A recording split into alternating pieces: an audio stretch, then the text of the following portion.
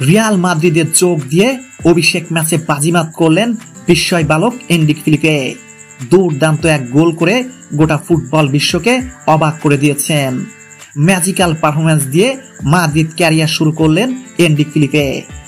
25 তারিখ লা লিগায় রিয়াল মাদ্রিদের প্রতিপক্ষ ছিল ভ্যালাডোলিড, যেখানে 3-0 গোলের বড় জয় পেয়েছে রিয়াল মাদ্রিদ। ভালেবার্দে, ডিয়াস এবং এনরিকের গোলেই ম্যাচ জিতেছে রিয়াল মাদ্রিদ। এই ভিডিওতে এনরিকের অবিশ্বাস্য গোল এবং পারফরম্যান্স নিয়ে খুঁটিনাটি কথা বলার চেষ্টা করব রিপোর্টের বাকি অংশে।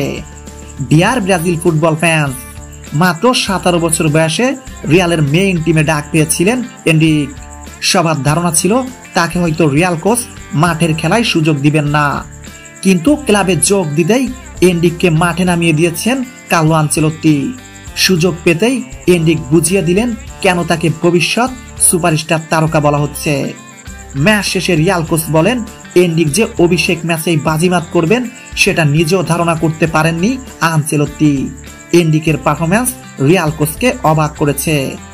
দূরপাল্লার বুলেট গতির শটে গোলকিপারকে পরাস্ত করে অবিশ্বাস্য গোল করেছেন এনরিক, যে গোলের পর নেটিজেনদের প্রশংসায় ভাসছেন তরুণ এনরিক ফিলিপে। এনরিক যদি এমন পারফরম্যান্স ধরে রাখতে পারেন তাহলে নিঃসন্দেহে বলা যায় সে একদিন বিশ্বসেরা খেলোয়াড়দের একজন হবেন। আপনার মতে এনরিক কি ভবিষ্যতে সেরা তারকার একজন হতে পারবেন? কমেন্ট করে জানিয়ে দিন।